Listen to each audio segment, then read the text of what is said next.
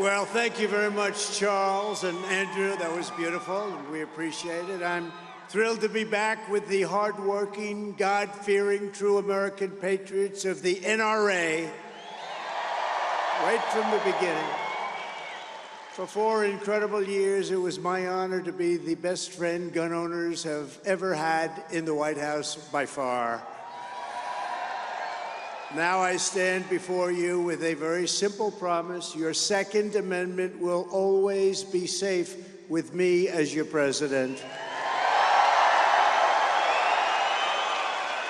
When I'm back in the Oval Office, no one will lay a finger on your firearms. It's not going to happen. And I want to thank some of the great members of Congress that are with us today. We appreciate it. Scott Perry, brave man. Where is Scott? Where is Scott? He's fantastic. Thank you, Scott. Great job. Guy Reschenthaler. Guy Reschenthaler. Where is Guy? He's here. I just saw him. There he is. Thank you, Guy. Fantastic job. A good friend of mine, Dan Muser. Dan. Thank you, Dan. Thank you, Dan, very much. He's great patriots, great people. Lloyd Schmucker. Thank you, Lloyd. Thanks very much. Great job, too. These are very brave people. Also, Ambassador Carla Sands, who's done a fantastic job. And a friend of mine, you wouldn't believe it, I met him when he worked at CNN. Can you believe it? No. He got out. He said, I'm out of here. He said, I'm out of here. And he's an incredible writer, a great intellect, Jeffrey Lord, wherever you may be. Jeffrey, thank you. As many of you know, last night we had a monumental victory in Nevada. It was a big one. We won over 99% of the vote and got more votes than any candidate in the history of the Nevada caucus. Think of that. That's a nice one. And we also won yesterday a beautiful place, I will tell you, but this is a beautiful place also. But we won the Virgin Islands, got 100%. We won it in a landslide. And 3 weeks ago, we all watched that. It was 40 degrees below zero. How about that? That's good. You don't have weather like that. We have some lousy weather here too, but we don't have weather like that. 40 degrees. You couldn't walk from the car to a door, which was like there, and you walked and you said, I think I'm frozen. It was seriously cold. 3 weeks ago, record-breaking margins, and we won, as you know, New Hampshire, we won Iowa, we won everything. In fact, when we went to Iowa, we won by the largest margin in the history of the Iowa caucus, ×2, double the largest margin. Then we went to New Hampshire, and we had more votes than any candidate has ever gotten in the history of the New Hampshire primary. So these are good signs. These are good signs. And 15 days from now, we're going to win the South Carolina primary. We're way ahead. But we only have a 42-point lead. That's not bad. And this November, we're going to win. Remember, this is the big one. The White House. We're going to win the White House.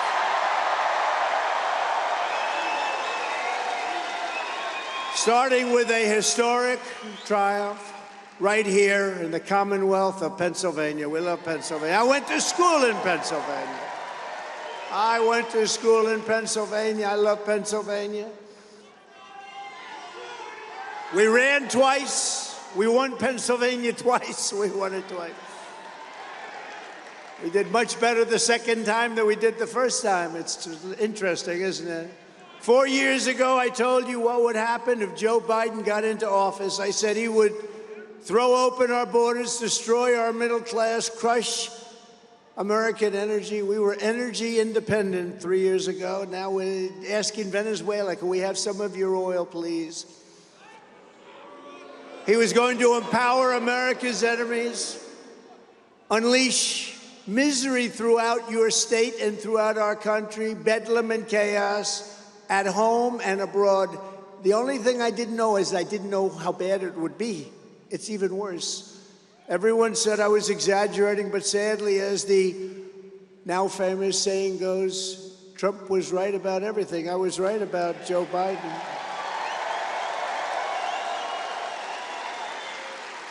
Joe Biden is the worst and most incompetent and most corrupt president in the history of our country.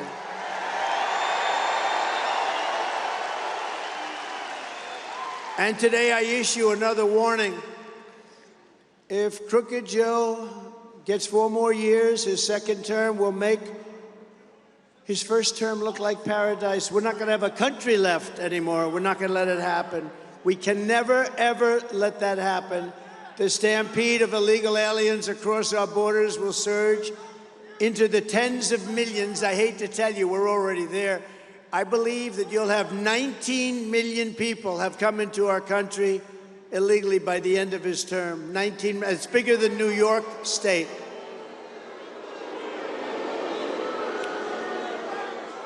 And the people that will benefit the least, the biggest losers in this whole invasion, will be African Americans, Hispanic Americans, Asian Americans, and all unions. Unions will be out of business. I met with the Teamsters the other day, had a good meeting with the Teamsters, and I said, you better get me because we're going to close up our borders. We had the safest borders in the history of our country, and now we have the worst. Hourly wages will be cut in half if Biden's policies are allowed to continue. Open border, he wants open border. Nobody thought they were real when they say open border. They come in from prisons all over the world, from mental institutions all over the world. They're terrorists. What we're taking into our country by the millions. And we're going to end it on day one. We end it on day one.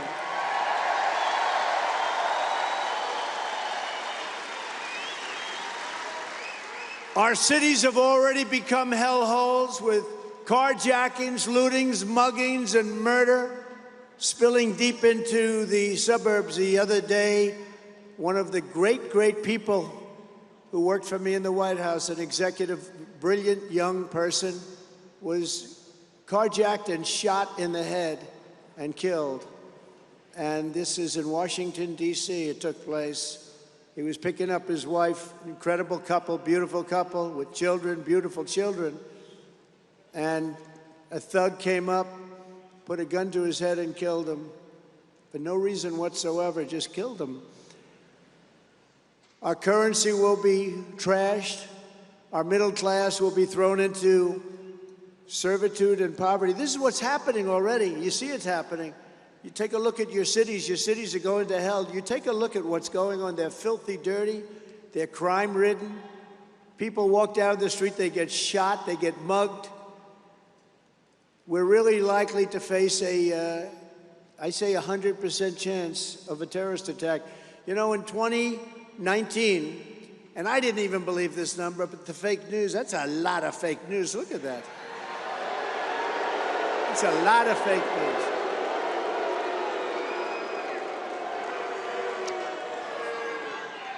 I didn't believe this number, but they had up that in 2019, that's my time, there were no terrorists. You know, we had all sorts of bans. We had it down. We really had it down. Not one terrorist that they have, at least on record, sure it can't be exactly correct, but not one terrorist was reported. Now, if you look at your numbers, more than we've ever taken are pouring into our country from all over the world, from countries that many of you have never even heard of. They're pouring into our country. And an entire generation of young people could very well be decimated by something that could very well happen, World War III, and it'll never happen with me. I can tell you that. It will never happen with me. Never. If you care about your country, if you care about your children, then this November you have to fire. Remember The Apprentice? You're fired. Fired. Some people say that's how I became president. I don't know if that's true or not. That was quite something. But you have to fire crooked Joe Biden, and we have to do votes like you've never seen before. They cheat like hell. We have to just swamp them. We're going to swamp them. They're not going to be able to cheat their way out of it. No, think of it. Who can get elected with high interest rates, open borders, food that costs 40, 50, 60% more than it did just a few years ago? Your lifestyles have changed. Who can get elected with this stuff? A woke military. We have a great military. I rebuilt the entire military. And how about Afghanistan, the most embarrassing moment in the history of our country? Which is why Putin probably looked at that. He saw incompetence all over. That was a surrender, I guess. And we had it not in 18 months. We didn't have one person shot or killed in Afghanistan, not one person. And then this guy comes in and he takes the soldiers out first, okay? A child, I could take that beautiful child in the third row. I see a beautiful child, like probably 10 or 11, say, would you move the soldiers out first or last? And he'd look at me and say, I think we'll do it last. They took the soldiers out, and then supposed to take them out last. You take all the equipment, you take all the people. We had 13 incredible soldiers. I've gotten to know their families killed. These are unbelievable young people. The families are unbelievable, actually. They've come over to Bedminster and different places, and we love them. But 13 killed so unnecessarily. We left behind $85 billion worth of equipment. You know, Afghanistan now is one of the largest sellers of military equipment in the world. They're selling our beautiful brand new equipment. We left hundreds of people behind, including others that we could have taken, but we left hundreds of Americans behind. They're still there. And I think when Putin and President Xi of China, when they look at this, all of a sudden, President Xi starts thinking in terms of Taiwan. He's certainly thinking a lot about it. They weren't thinking about it 4 years ago. And Putin was always the apple of his eye, but he would have never done it. He would have never done it. And he went into a place that's so beautiful, and it's not so beautiful anymore. He went into Ukraine, and what's happened there is very horrible, very, very horrible, very sad. These are things would have never happened. The attack on Israel would have never happened, And inflation would have never happened. We have inflation, the worst we've had in 72 years. Inflation would have never happened. Energy caused inflation. We had energy low. He had energy high because of his stupid policies.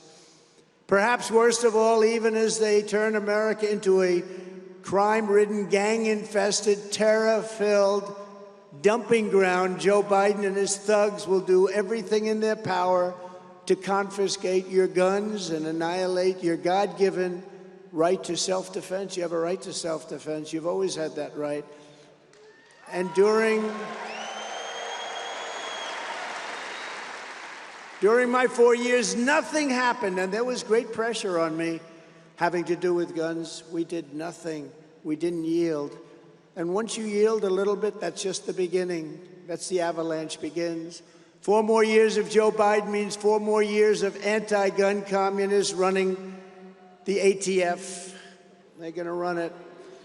They're running it now, just in case you have any questions. But it means hundreds of more radical left judges waging a crusade against law-abiding gun owners. And 4 more years of Joe Biden means a nonstop war on gun makers, dealers, and sellers designed to put the entire industry right out of business. They want to put it out of business.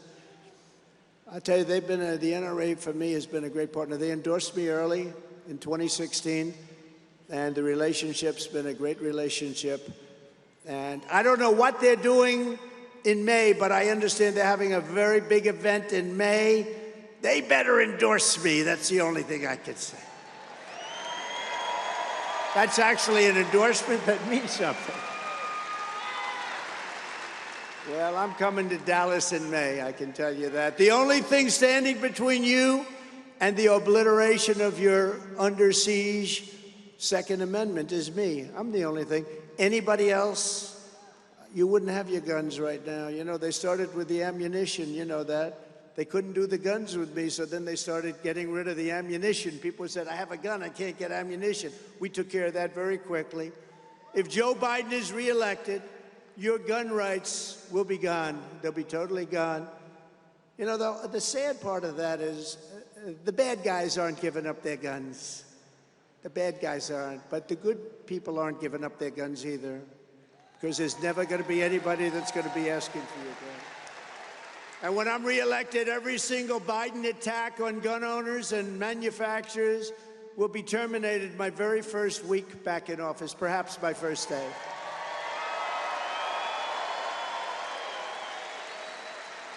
And every pledge, and your officers will tell you this, every pledge I made to you as a candidate, I fulfilled as your president, every single pledge.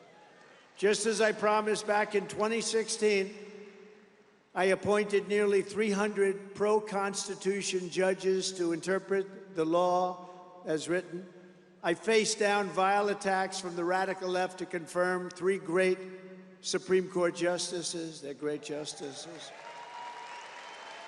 And standing before you at the NRA Leadership Forum in 2019, I revoked America's signature from the globalist United Nations Arms Trade Treaty, where basically they take your guns. Sir, they said, you can't do that, sir. All countries are signing that. Well, number one, all countries didn't sign, and most of the countries that signed didn't adhere to it anyway, but we would have. I said, no, we're not doing it. Even the NRA officers were surprised at that one. Sportsmen like no one has ever done before, opening up millions and millions of acres of federal land and rolling back Obama's assault on hunting, fishing, trapping, and ammunition. Obama was brutal. Obama was brutal. Biden happened to be along for the ride. I think maybe that's still happening, isn't it, huh? You know, whenever I say, you're President Barack Hussein Obama, they say, oh, he doesn't know who the president is. No. It's bad to be sarcastic with this group. When I do an imitation of him not being able to find the stairs, see how many stairs? We've got about 5 of them. I do an imitation, I go home, my wife said, darling, our great First Lady, by the way, we have a great First Lady.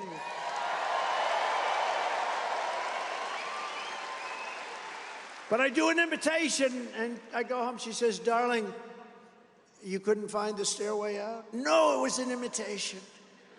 The fake news makes it sound like I couldn't find my way off the stage. When I mention certain names, they are the worst. They are the worst, but hopefully someday they'll learn. You know, to make our country great, we have to have a fair and free press. It's very important.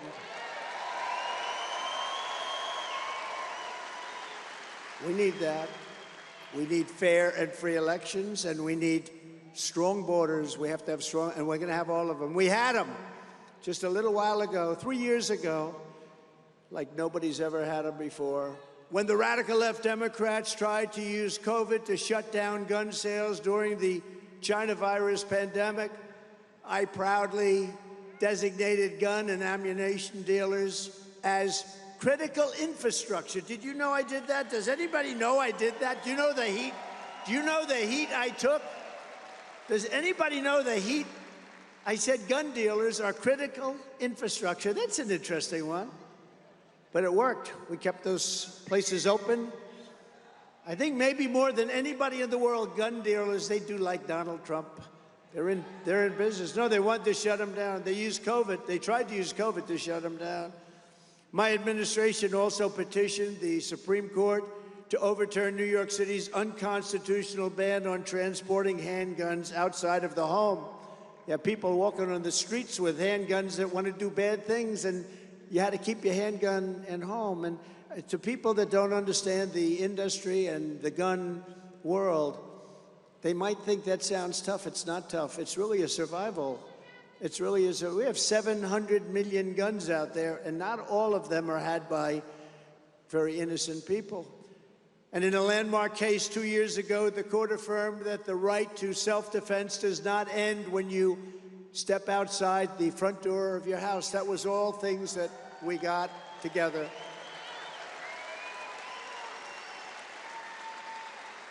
But under crooked Joe Biden, your Second Amendment is again under siege. You know that. Biden has implemented a vicious zero-tolerance policy. Do you know what that is? It's not good. That revokes the license of independent firearms dealers if they make a single minor error, little tiny error, they're out of business. He imposed the so-called pistol brace rule, which orders law-abiding citizens to register or surrender guns with certain equipment. You know that. Many of you are forced to do it. I don't know. Is everybody doing it as per their demand? Who in this group has done it? There's a hand way back there. By the way, this is a hell of a big building and it's packed. This is a big building. This is a big... This place is packed. A lot of people outside, too, trying to get in. Arena, big arena. And now Biden is trying to ban all private gun transfers in the United States with the stroke of a pen. Let's ban them all. Under a Trump administration, all of those Biden disasters get ripped up and torn out. My first week, but maybe my first day in office, okay? Maybe my first. You know, on Inauguration Day, did you ever see, you have the beautiful stairs of the Capitol behind you. You're speaking in front of thousands and thousands of people, millions of people watching. But on the way out, you walk up a massive, like this, a massive flight of stairs. And I'm thinking about, you know, I said a few times, I said, I'm going to do my first thing in the Oval Office. Well, the Oval Office is sort of far away. You have to walk up the stairs, and then you have to walk quite a distance, and then you have to go downstairs, around corners. It takes you a long time. I'm thinking about doing this. If we win, a lot of people say when. No, you can never say when. You know what? You always have to say if. We have to work hard to win. I don't like to jinx anything. I say if we win, we gotta win. You gotta win, but if we win. Or we could maybe make a minor change. We'll call it if and when. If and when we win. I'm thinking about putting a desk somewhere on those stairs up. I'm gonna have a desk. And I'm going to have a lot of papers in those desks, and a lot of them are going to have to do with you and what you love and what you respect. And we're going to knock out everything maybe before I get to the Oval Office.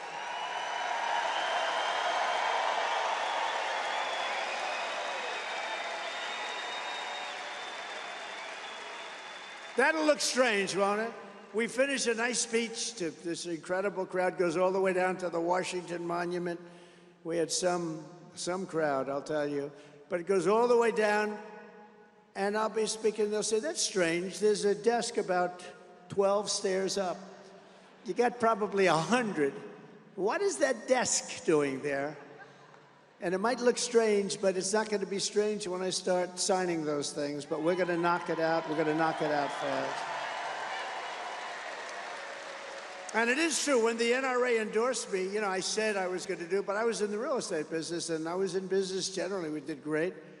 But when I said it, a lot of people didn't really believe the things I was able to do for the gun owners and for a lot of other people, too, outside of the gun world. But we did every single thing and more, and it was my honor to do it. Incredible people. Incredible people. On day one, we will sack the radical gun grabber, Steve Dettelbach. Did you ever hear of Steve Dettelbach? Do you know who the hell he is?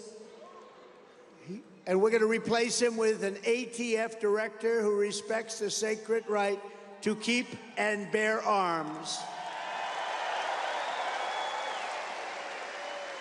You don't know who Dettelbach is. He's a guy that is not good for this room. He's not good for you. We will fire ultra-left Interior Secretary Deb Haaland and appoint a secretary who truly loves our hunters, fishermen, sportsmen, and outdoorsmen, like my sons. My sons love Don and Eric. They're great hunters. They love the outdoors. They love it to a point, like I say, when are they coming back? And they're good, too. They're good. If they were golfers, they'd be better than scratch. Does anyone know what I mean when I say that? They'd be better. They're really good. They can shoot. They can shoot as well as about anybody, but they love it. It's a great passion, and it's good for them. And we will completely overhaul the corrupt Department of Injustice to clear out all the communists who have weaponized government activities and gone against conservatives and gun owners, and we will replace them with relentless crime fighters on a mission to put dangerous criminals behind bars. If you're a violent criminal today, if you kill people, if you slaughter people, if you mug people, nothing happens. But if you're a religious person of a certain faith, you get persecuted. And I don't know what's going on with Catholics, but Catholics are being treated very badly. I don't know if you know that, but they're being treated very, very badly. What the hell is going on with Catholics? And yet, we got 88% of the evangelical vote, but we only got 50% of the Catholic vote. We should get 110% of the Catholic vote, what they're doing to Catholics. But we have a sick and corrupt two-tiered system of justice in our country. Do I know better than anybody? As an example, it was just announced that Joe Biden, his Department of Injustice, will bring 0 charges against Crooked Joe, despite the fact that he willfully retained and disclosed troves of ultra-classified national security documents. Now, that's not what I've been hearing, and he's not under the Presidential Records Act, which is a big thing. I am.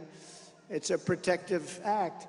They're trying desperately to spin the Biden document disaster into a, oh, but wasn't Trump worse? No, Trump was peanuts by comparison. That was 50 years, and he did a lot of it when he was at a very young age. He was mentally a little better than he is right now. But no, in actuality, I am covered by the very important Presidential Records Act, and therefore I did absolutely nothing wrong. Nothing wrong. But Biden wasn't president. Only the president is covered. It's a big deal. And he wasn't covered. Also, Biden took documents over this long-term period as a senator and as a vice president. Well, that you're not allowed to do.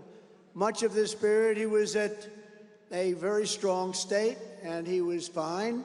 He was probably, in terms of the intelligence of senators, he was probably, out of 100, he was probably in the 95 category. I'd say he was 95th on the list. He was never setting any records. He made recovery almost impossible. Recovery of documents. He made it almost impossible for the federal government to get them. In fact, he gave classified material to the writer of his book in total violation of just about everything. I cooperated with the very unfriendly and hostile feds. I cooperated far more than Biden did, who sent records to Chinatown and shipped them all over the place. He shipped them to Chinatown and all over the place. They don't tell you about that. He was even at Penn Biden Center. Do you know that he gets paid millions of dollars? Do you know that? You know who pays him? China. China.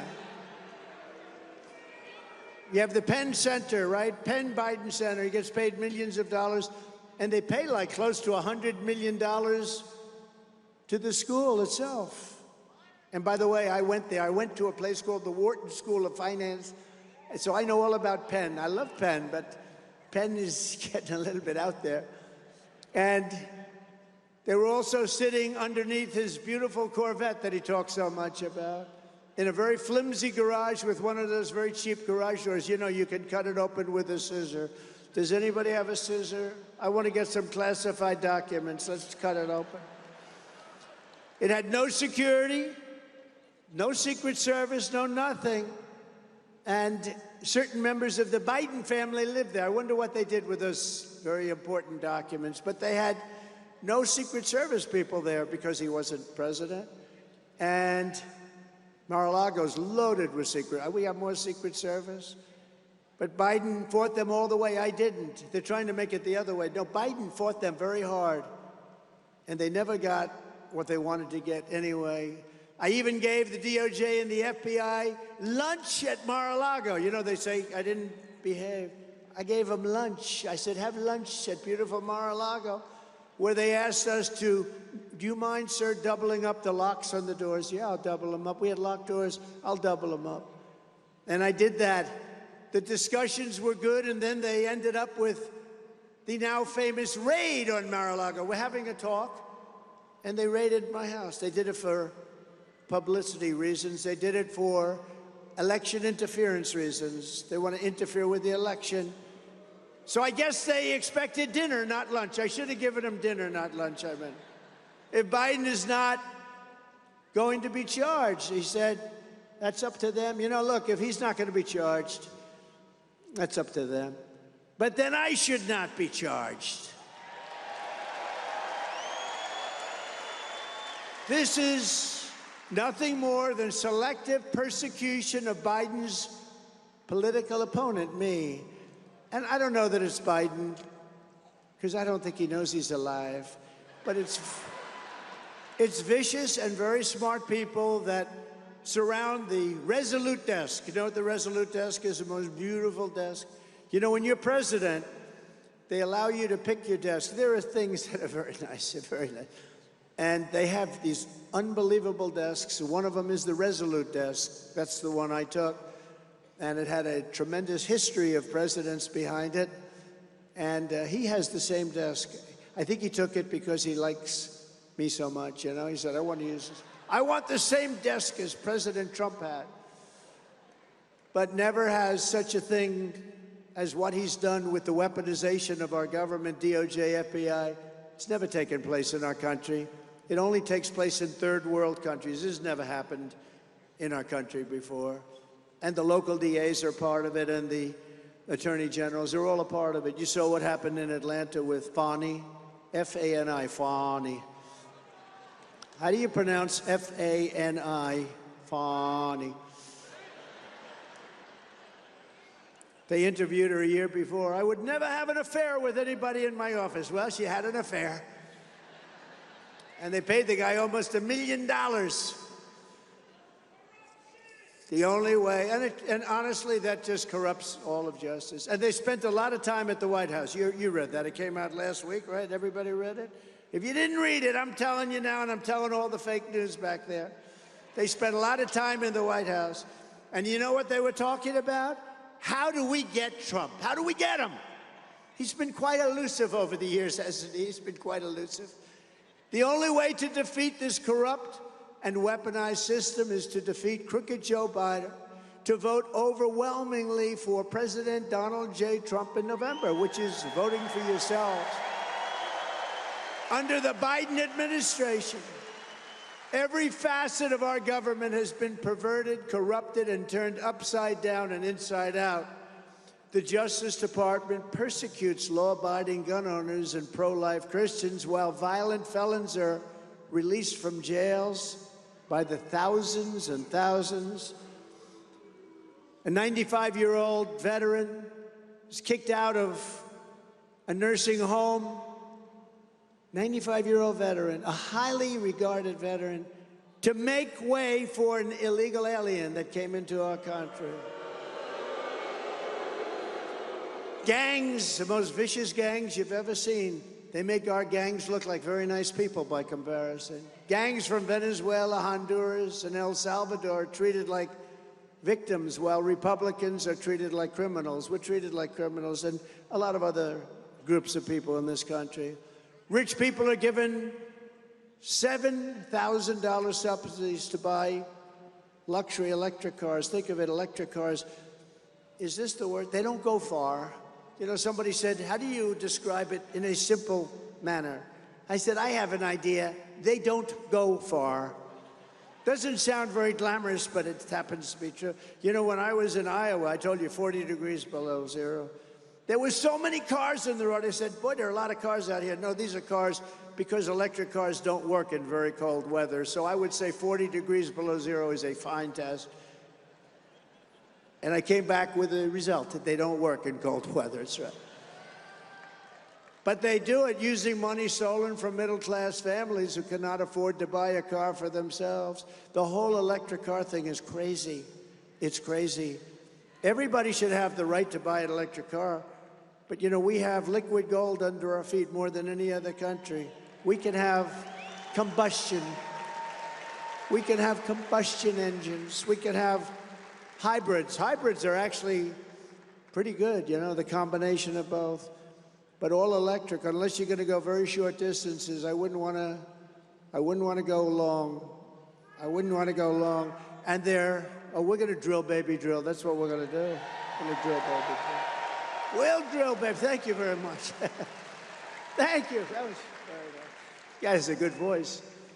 No, we're going to drill, baby, drill. We're going to get our prices down. We had gasoline at numbers that you hadn't seen in 25 years. We were doing so incredible. We never had a country that was doing so well as it was during the Trump 4 years, which is why we're leading in the polls. We're leading everybody. We're leading. I think the Republican primary is essentially over. That's what I hear. We'll go to South Carolina. We're going to do great in South Carolina. We're actually going tomorrow to South Carolina. You know, I used to have a nice, simple life. I didn't have to go around and make speeches to massive stadiums. And if you say one word, a little bit mispronunciation, you end up front page. What's wrong with him? You make 9 speeches. I have a guy I'm competing against he hasn't spoken in months. And when he does, it's not pretty, is it? Not pretty. Not pretty. And I got to know President Xi of China and Putin of Russia. Got to know a lot of the leaders. They're tough cookies and smart. And I just can't imagine what happens when they close the doors and go into a little negotiation. Unfortunately, I know what happens, and it's not good for America. It's not good. A vote for Biden is a vote for all of this communist lunacy that you're seeing around you with the open borders and all of the problems that are caused. A vote for Trump is really a vote for common sense. You know, we're conservative and all of that. But I say more than anything else, it's common sense. We want borders. We want strong borders. We want great education. We want low taxes. We want a powerful military, but not necessarily to use it every week on going after countries that don't want anything to do with you. The day I'm inaugurated is the day that law and order, sanity and justice will return back to the United States of America. On day 1, we will seal the border and stop the invasion of America. We're being invaded just like it's a military invasion. There's no difference. You know, we are losing, in my opinion, 350,000 people a year to fentanyl. There's no war, for the most part, where you're going to lose that many soldiers, where you're going to lose that many people. We're losing 350,000, I believe. They always say it's 100, 125. It's not. It's much more. It's getting worse, too.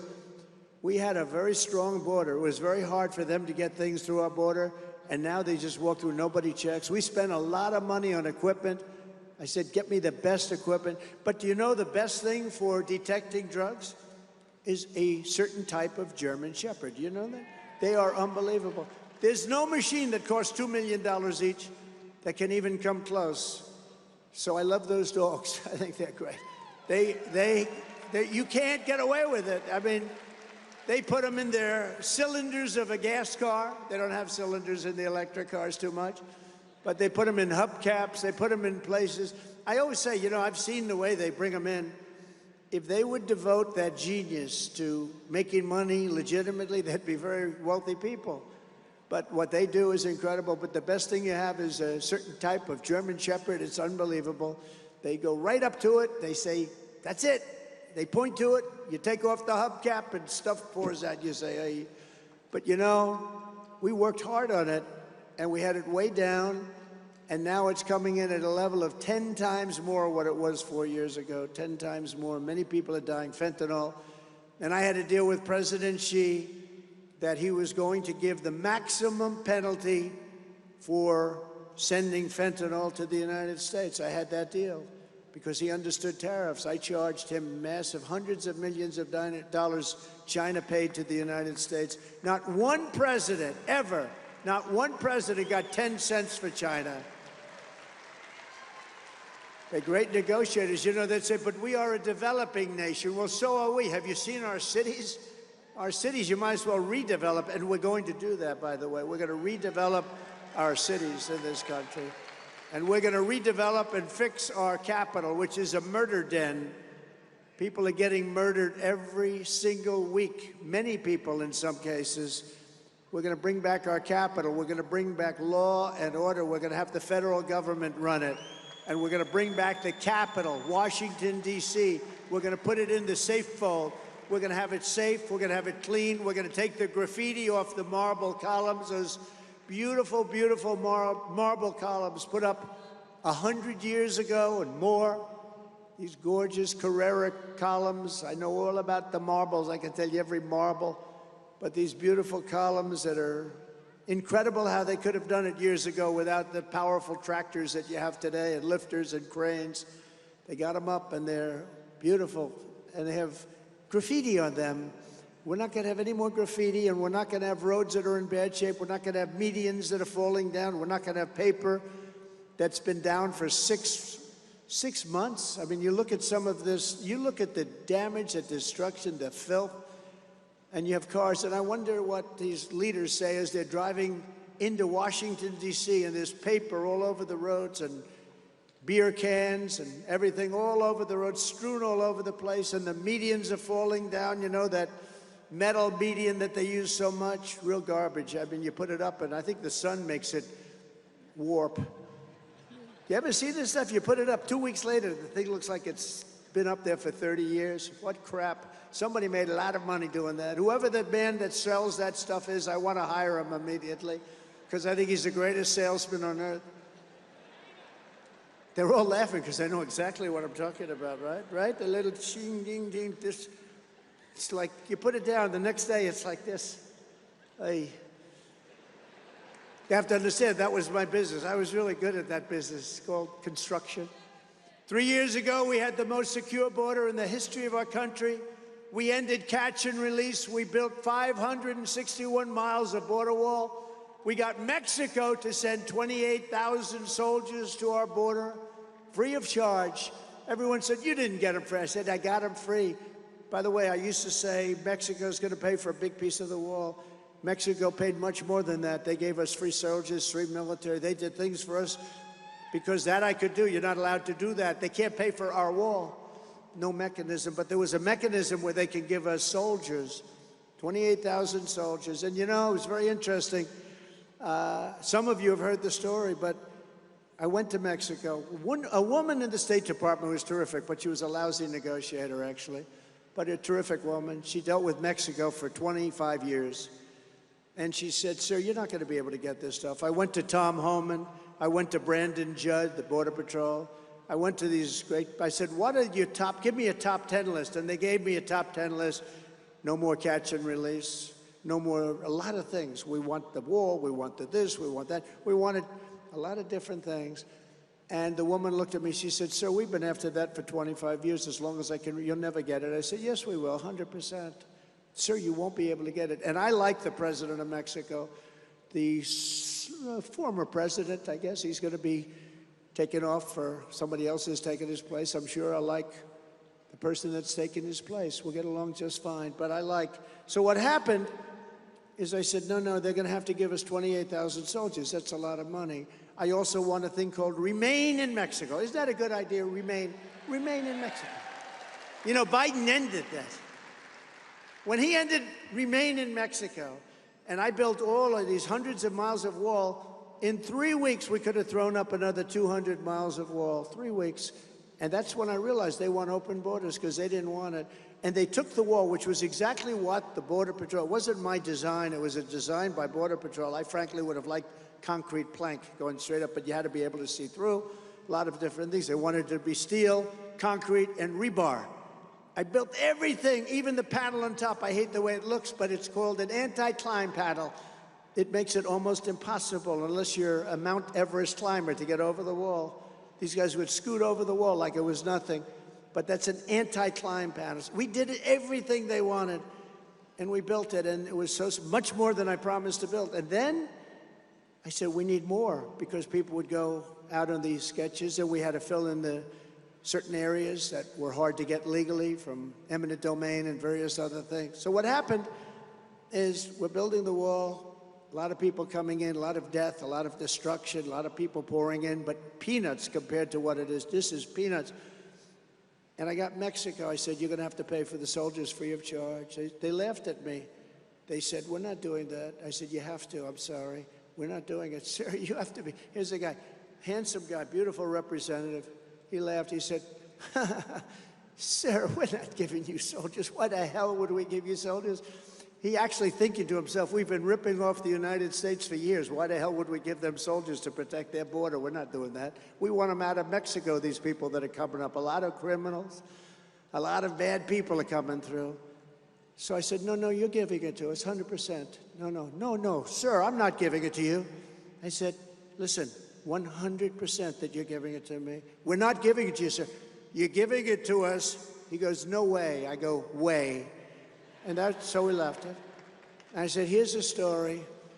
You're going to give us every one of these items. I have 10 items, and Remain in Mexico is a big one, but no more catch and release. We call it catch and release in Mexico. We had catch and release in the United States.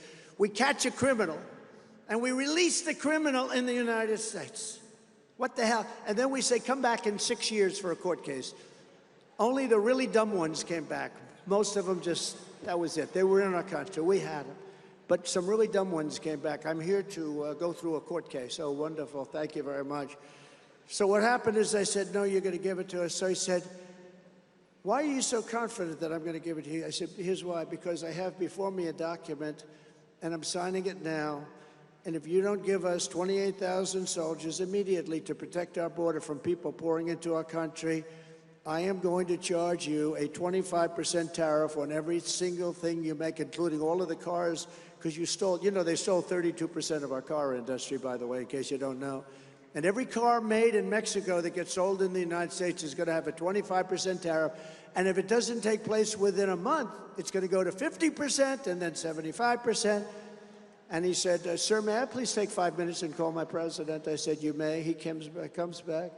Sir, it would be a great honor to supply you with 28,000. It would be my honor, sir. It would be my honor. And we had a great relationship with Mexico, and we had the safest border we've ever had in this country, ever had. And then as the wall got built longer and longer, but we could have added another 200 miles, and they didn't want to do it. And then they ended up selling that expensive wall, very expensive. They sold it for 5 cents and 10 cents on the dollar for scrap. And that's when I said, these people really want open borders. It's not even believable. But we did a hell of a job, I'll tell you, and we'll do it again. And we're going to do it again, bigger, better, stronger than ever before. It's all going to happen. It's all going to happen, and we have no choice. And if we don't get elected, we have no country any longer. I really believe that these people, they're crazy. These people, what they're doing to our country is insane. You have to see, some of the people coming into our country these are hardened criminals. These are hard, tough, they're prisoners. They make our prisoners look like very nice people, okay? These are hardened criminals that are coming into our country. And now you're seeing the problem. You saw where they beat the hell out of 2 police officers in New York City. And then the DA said, let them go, that's okay. But he goes after Trump. Goes after Trump. You have to be a violent criminal. If you're a violent criminal, you have no problem. Under Biden, millions of illegals are now pouring into our country. And these include terrorists. You have a 100% chance of a major terror attack in the not-too-distant future. It's a terrible thing to say. I went 4 years with no terror attack. 4 years. And I could never talk about it. We call it the ban. Remember the travel ban? We cleaned up the name a little bit. But we didn't take people from countries with the massive terrorism and the attacks. We don't want our shopping centers blown up. We don't want our people destroyed.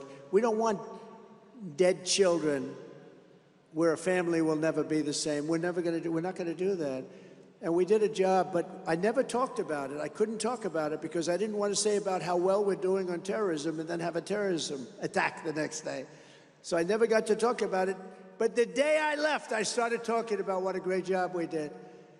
Thousands and thousands of people are coming in, and you notice they're all men, and they're all between 18 and 25 or 26 years old, practically all, meaning like military. Think of it. Very few women. I don't want to disrespect you when I say few women, but that's the way it goes. Sometimes I got to tell it like it is. Not a lot of women. Men are coming into our country at level, and a lot of them coming in. 29,000 from China over the last few months. 29,000. They're coming in from Yemen. You know, the bombing has already started. When I was thinking about doing this, the Middle East was being bombed to hell. And I said, you know, it's not necessary. We can do it in a much better way. They have to respect your leaders. I looked yesterday, there's bombs going up all over the place. Everyone's fighting. It's a whole mess. We had a great, great leader, Viktor Orban. You know who he is, of Hungary. Viktor Orban, he said, there's only one way that this problem is going to be solved because the whole world is blowing up. You look at Ukraine, you look at Israel, you look at the whole Middle East, you look at everything. China's talking about going into Taiwan. But Victor's a tough leader and a smart man and highly respected, but he's tough. And he was interviewed recently, and he said there's only one way it gets solved. Trump has to become president of the United States again because people respected him. I knew exactly what he was talking about.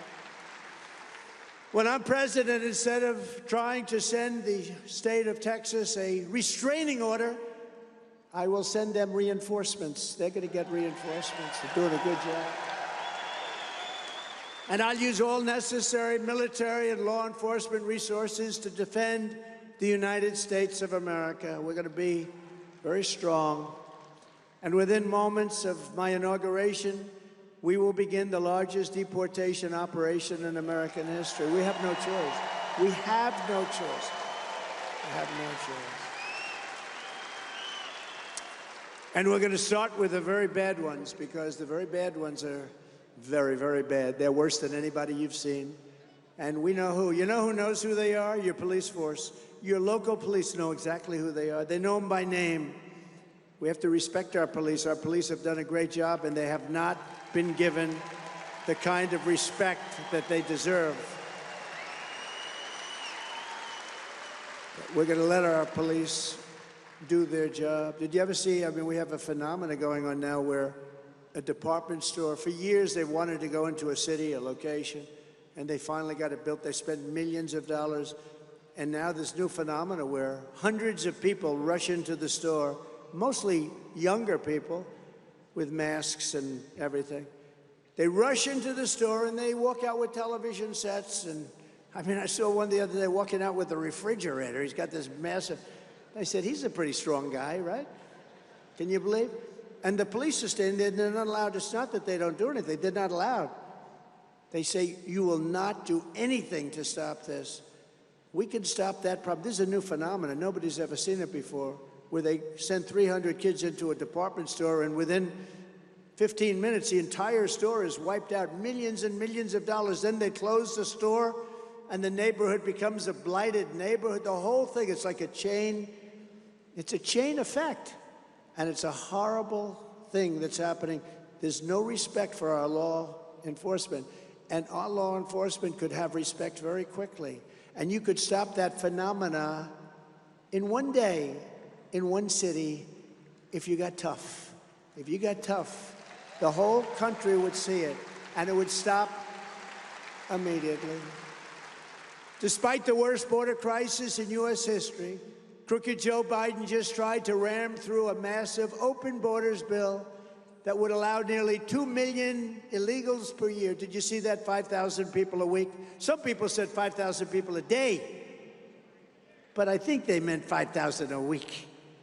We're allowed to come in, dispense unlimited numbers of work permits for illegal aliens to steal American jobs. The unions are going to be out of business. I'm telling you, if the Teamsters endorse Biden, here's the good news. Most of the Teamsters are going to vote for me anyway.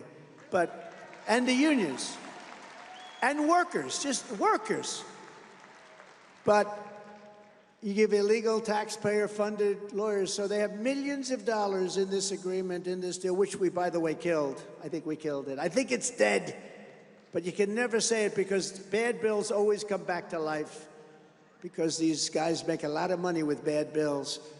But they give millions, tens of millions of dollars, it's down there, to lawyers to represent the illegal immigrants that come into our country. It's not even believable, some of the things. Do you ever notice they come off?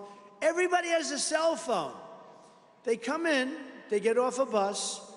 There's always some nice person greeting them. I don't know who these people are. They, hello, welcome. Do you ever notice that? They have like these people. Nice women, beautiful women. Hello, it's so nice to see you. The guy looks at her like he's gonna rip her apart. Hello. He never saw this. Nobody ever shook his hand before. Hello, here's your cell phone, here's your this, here's your credit card. Would you like to stay today at the Waldorf Astoria, or would you like a Trump hotel? No, it's crazy. It's crazy. Our soldiers are great veterans. I met some of the incredible parents of some fallen soldiers in the back. Incredible. They have the pictures on their chests, just beautiful, beautiful kids. We have veterans that are living like dogs on the streets, and we have illegal immigrants who are living in luxury hotels with cell phones and credit cards. And that's going to all change very fast. Well, it's going to change because we're not allowing people into our country anymore unless you come in legally. So it's going to change in that way. In fact, one of the bill's top Democrat architects admitted just yesterday that illegal aliens are, quote, the people that we care most about. They care. The Democrats care most. He said, these are the people we care most about. Because you know why? They want those people to vote. Now, the good news is they cheat so much they really don't need them. That's why I was never a believer. They cheat with ballots and they drop ballots and fake ballots and 100 different things. They got more ways of cheating. It's a way of life. It's become a way of life. Our elections are so rigged. But just in case, they're going to be voting. Those people are going to be voting. They try and get them registered. They don't speak a word of English. You're going to register here. Oh, I see. But they have no idea what's going on. They want to get them to vote. In our movement, we believe the highest priority should be law-abiding Americans, not illegal aliens. We got to take care of our soldiers. We have to take care of our veterans and our police and our firemen, people that have loved our country. I mean, you see it over the last few days. I don't know what it is. I've been saying, I wonder why it doesn't seem like, because the fake news doesn't want to report migrant. We call it migrant crime. It's unbelievable what's going on. And now for the first time, you're seeing migrant crime. These are tough people. Again, many of them come out of jails and mental institutions. They're not just sitting there looking for a job, learning English and let me get a great job. These are tough people. These are hardened criminals in many cases. And now you're seeing migrant crime.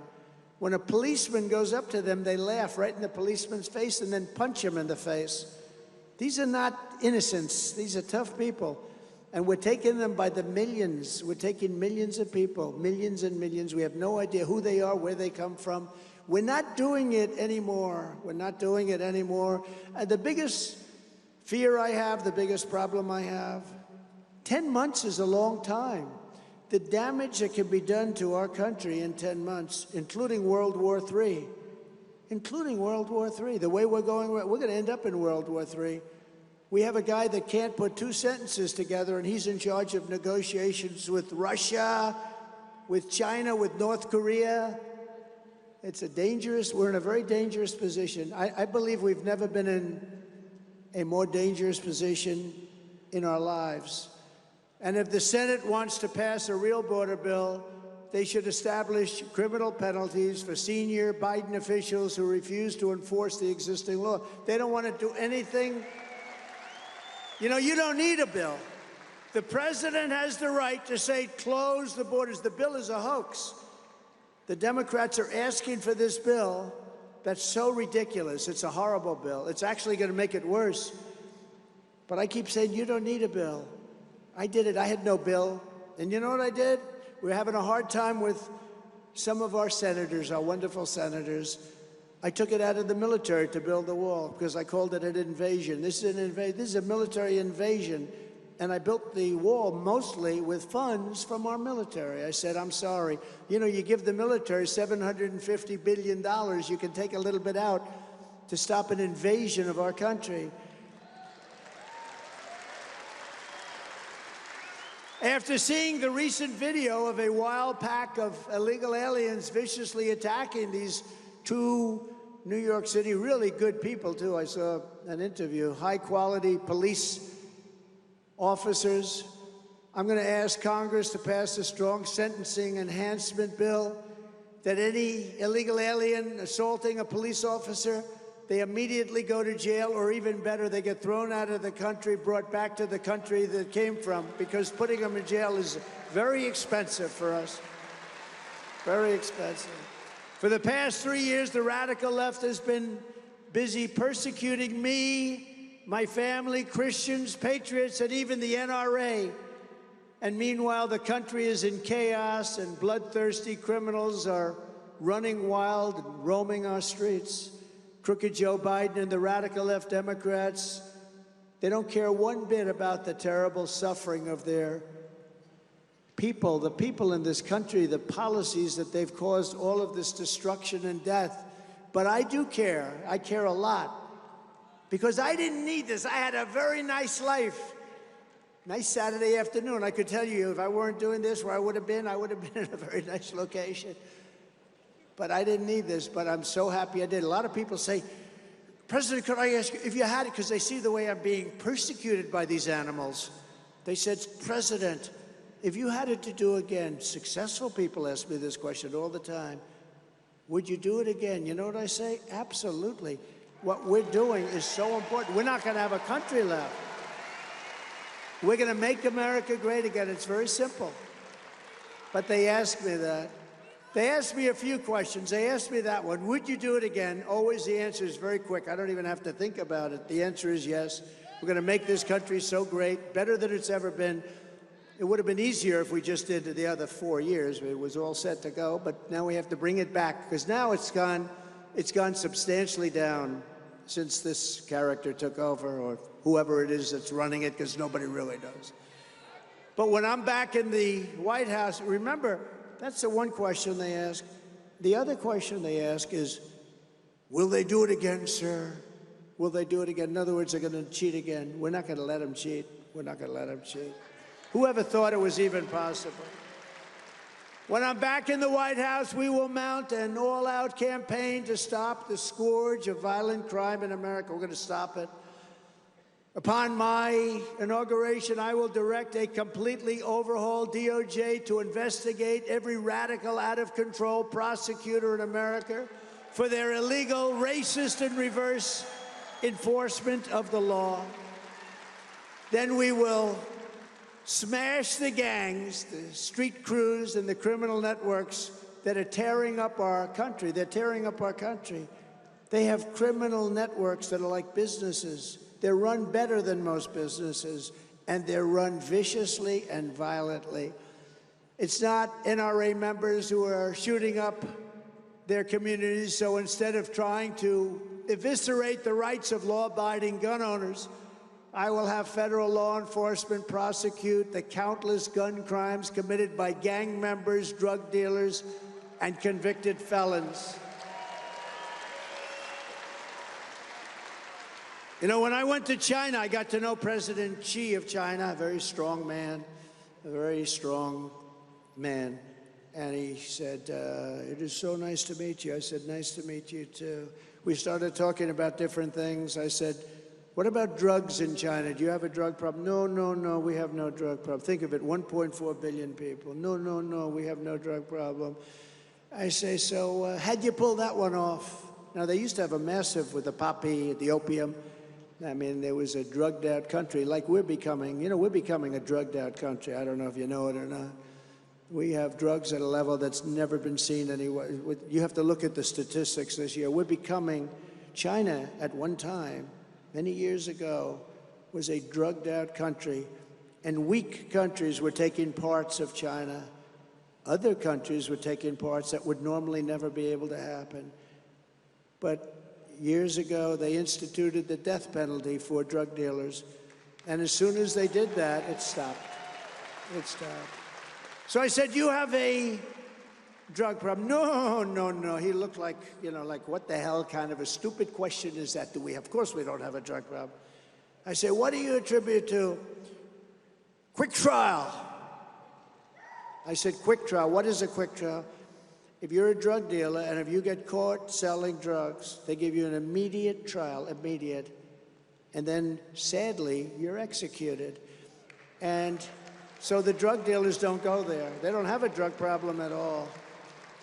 They have a very meaningful death penalty. They don't have a drug deal at all. And they don't have a problem, like at all. 1.4 billion people, no problem. And frankly, you know, we organize all these committees. We did a good job. I had the First Lady on committees. I had a lot of nice people. I had a lot of socialites from New York. We had a lot of socialites from Philadelphia. They all want to be on. And many of them just love the glamour of being on a committee, but they don't know about El Chapo. They don't know about the toughness that you're talking about, the ruthlessness that you're talking about. And they do things, and they have a little discussion, and then start talking about when they're having dinner, where they're going. I wonder how nice it is, nice to be. They talk about restaurants. No, the only way you're solving that problem, and I don't know that our country is ready for it. Remember this, every drug dealer kills a minimum of 500 people during his or her lifetime. When you think of that, maybe you think differently. I don't know that this country is ready for it, but until you have the death penalty for drug dealers, you're never going to solve the problem. You're just kidding yourself. You're just kidding yourself. But I don't know that it's ready. But I will know when it's ready, because it's getting really bad. It's gotten so bad over the last 3 years. We've never seen increases like this ever before.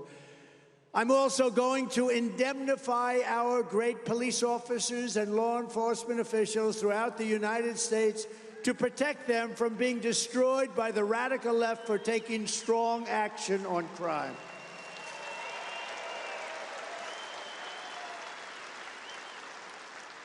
No, they get rough with some horrible criminal. They lose their job, they lose their pension, they lose their wife or a husband, they lose their family, they get destroyed because they're doing their job. We're going to indemnify them. They're told to go out and get your own lawyer. Can you imagine you're a policeman and you're dealing with rough people in many cases, and they say, go get your own lawyer. We're not going to do anything. We're not going to spend the money. No, we're going to indemnify police officers that do their job. We're going to indemnify them, and precincts, and in some cases states, depending on who's running the state. We're going to work with Democrats. We're going to work with whoever. But we are giving indemnification to the police for doing their job. They're not going to be sued and destroyed or fired and destroyed. We're not going to let that happen.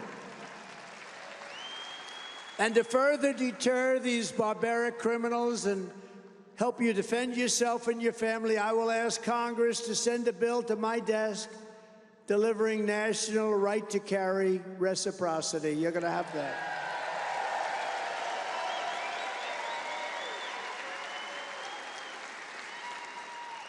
And if you have a meaningful Second Amendment, which you have, it's under siege.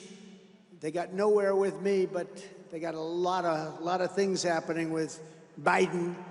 It has to go across state lines. You have to be able to go across state lines with Second Amendment privileges. Just as I did before, I will appoint rock-solid conservative originalists to the federal bench, including the United States Supreme Court. Great new justices. almost 300 judges throughout the country. Big difference. I will stop the effort to deny banking and financial services to gun makers and dealers. They won't allow banks to deal with them. And I will never allow the creation of a central bank digital currency, which is a method of stealing your money. Very dangerous.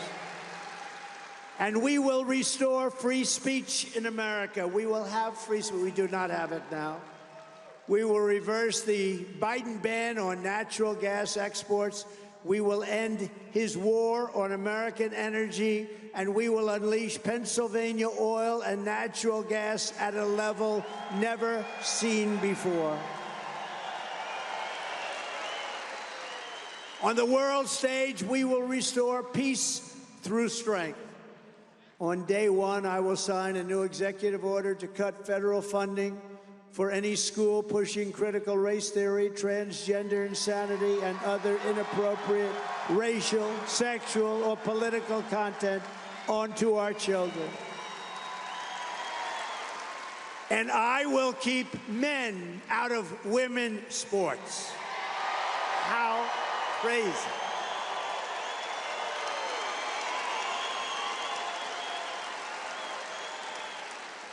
And we will secure our elections with one-day voting, voter ID. We are going to have paper ballots, and we are going to have great, secure elections. You would have no idea how big a difference that'll make. And in conclusion, this is the most important election in the history of our country. You know, I used to say in 2016, this is the most important, and I meant it. But you look at the border. We had a border problem in 2016. I fixed it so strong that it wasn't even talked about in 2020. I kept saying to my people, I want to talk about the border. What a great job I did. They said, sir, nobody cares about the border. You fixed it. I couldn't talk about it. And yet we still got millions and millions more votes in 2020 than we did in 2020. We did much better in 2020. A lot of bad things happened. You know that. I'm not going to let that happen again. But we did much, much better. Millions and millions of more votes. We got the most votes in the history of our country for a sitting president. But now we're going to blow that number away. I've never seen, ever, such spirit. We had 2016, 2020, the level of spirit was incredible. This blows it away. Because basically you've seen how incompetent these people that are destroying our country, what they're doing. So Pennsylvania is one of the most important battleground states in the nation. You know, when I won Pennsylvania in 2016, remember they said, no, Pennsylvania won't be able to be won. Everybody said that. Hadn't been won in, I think, 36 years. And I won Pennsylvania. Again, did much better in Pennsylvania than we did in 2016, too. And I was just coming over, and some of the guys working here said, sir, you are more popular in this state right now. You're going to blow Pennsylvania away. That's what I think is going to happen. But if you live in this Commonwealth, register everyone you know and get them out to vote. We have to win in November, or we're not going to have Pennsylvania. They'll change the name. They're going to change the name of Pennsylvania. How about all over the country, they're taking the name of George Washington off high schools and other things. That's one even I thought was safe. Abraham Lincoln and George Washington, their names are now endangered. No, we are going to have to win. You're not going to have a country anymore. You're not going to have a state anymore. You're not going to have anything. We have to swamp them with so many votes that they can't rig it or they can't steal it. You know, at a certain level, they can't rig it anymore. It's too much. Pennsylvania is the Commonwealth where our founding fathers declared American independence. Such an incredible state politically. It's where they designed and wrote our glorious Constitution. It's where Pennsylvania oil came out. The first well, do you know that, in the United States, Pennsylvania oil, and where strong Pennsylvania steel was poured into the backbone of our country. And now U.S. Steel was just sold to Japan. Okay, how do you feel about that? How do you feel about that? I wouldn't approve that deal. I wouldn't approve it. And this is the state where generations of tough, strong Pennsylvania workers, farmers, soldiers, and laborers forged the greatest nation in the history of the world. But now, we are a nation in decline. We are a failing nation. We don't like to say that. I don't like to say that. We are a failing nation. We are a nation that has lost its confidence, its willpower, and its strength. Think of that. We've lost our confidence as a nation. We are a nation that has lost its way. But we are not going to allow this horror to continue. 3 years ago, we were a great nation, and we will soon be a great nation again. It was hardworking patriots like you who built this country, and it's hardworking patriots like you who are going to save our country. We will fight for America like no one has ever fought before. 2024 is our final battle. With you at my side, we will demolish the deep state. We will expel the warmongers from our government.